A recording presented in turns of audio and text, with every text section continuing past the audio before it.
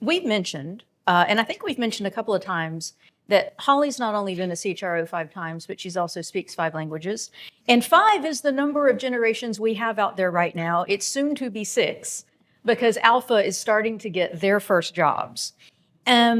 We've talked quite a bit about this tripod and all of these different generations. Is there anything that we haven't brought up yet that you want to highlight so that we don't over-rotate too much to the alphas and the Zs, and we still think about the boomers and the Xs that are in the workforce? Holly, I'll start with you. Well, I'm going to go there. So Joanna and I had this very funny conversation around these two words, psychological safety. And we grew up in a generation where nobody really cared about our psychological safety as we were coming up. So we do a little bit of an eye roll, but I'm also going to say, I think this is a very human concept, and it doesn't matter what generation you're in. There's a lot of fear right now for employees of all generations. And if you ask my 21-year-old, like her version of psychological safety and the words she would use to describe it, they'll be different than mine. But for me, when I think about this is a business imperative, and transformation is what most companies are trying to do right now. And transformation will happen at the speed of trust. And so when you can create, using the words psychological safety, which happen to be very popular right now, when you can create trust in an organization, you can move at the speed of light, which then impacts your business. And when people get fearful, regardless of what generation they're in, they contract, they may not leave. They may just sit down. They're not giving you their hearts and minds. And thus, you're not getting the business outcomes. And there's a real from my perspective, there's a real financial implication to this churn. When you churn people that fast, it costs money to hire them, for them to onboard. Your customers are affected because you lose institutional knowledge, you lose the relationships. So that's the one thing that I think spans all of the generations that, it's sort of been, I think, talked about as a very touchy, soft subject, but I think that there's some real financial and business implications to when companies do it really well and create that communication, trust, and transparency. And that may be another place where verbiage matters. Yes. Because I'll go in it a bit as a right smack in the middle Gen Xer. When I started hearing psychological safety, I was one of those eye rollers. And like Holly said, nobody cared about mine when I was 21 years old in an all-male workforce, whatever. But I think that's an interesting thing to be aware of, because that term will mean something to a lot of our younger employees. We still need to deal with the psychological safety of our older employees, but we may call it something different. Correct.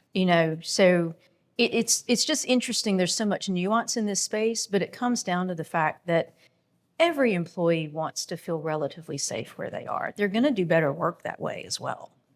But I would say, Joanna, that the climate we are in right now, and I think this is sort of globally, it feels like there are just so many unknowns. And when you think about when Elon Musk took over Twitter, he reduced the workforce by almost 70%. And most people went, this is crazy. That how is this company going to survive? And actually, I think he set a huge trend. And if you listen to a lot of earnings calls, companies are saying we're restructuring.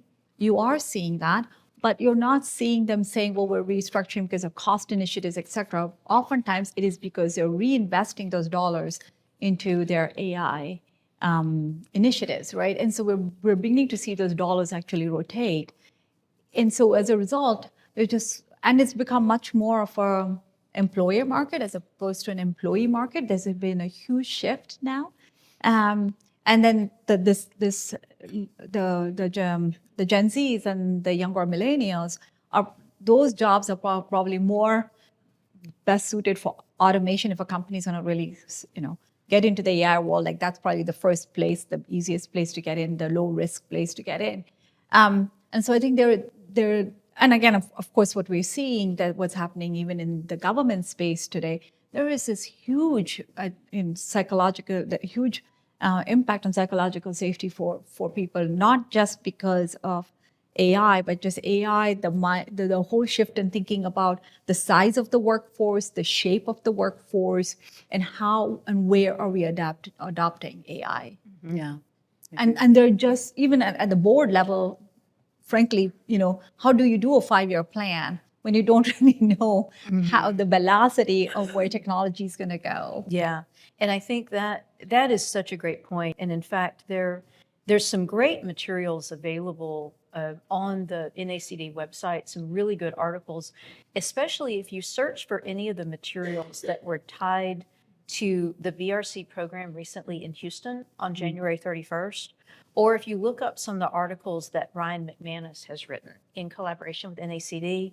There's a lot about, how do you develop an AI strategy that, yes, it is an enterprise strategy, but it's not going to be 5 years and it's not going to be perfect when you roll it out. And so maybe, Jen, Maya, and Chinya, maybe we share a couple of those articles with this, because I think, again, there's some Venn diagramming here going on.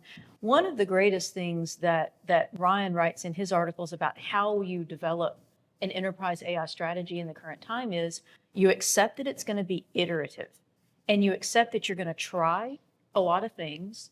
Some of them are going to work, some of them are not. Even the ones that work will probably need a little bit of editing as you go through them. But the pursuit for perfection before implementation is something that we're going to have to give up.